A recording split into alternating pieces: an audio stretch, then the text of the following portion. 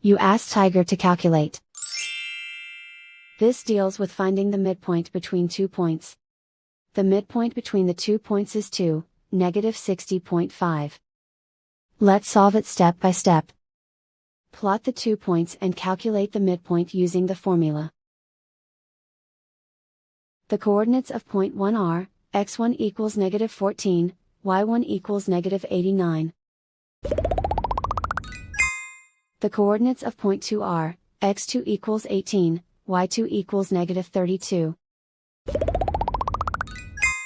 PM represents the midpoint of the 2 points.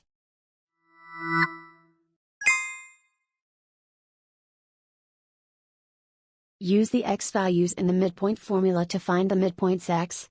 x1 equals -14. x2 equals 18.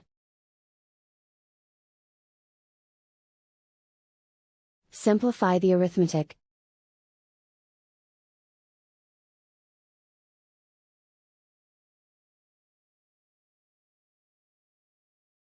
Use the y values in the midpoint formula to find the midpoints y. y1 equals -89. y2 equals -32. Simplify the arithmetic.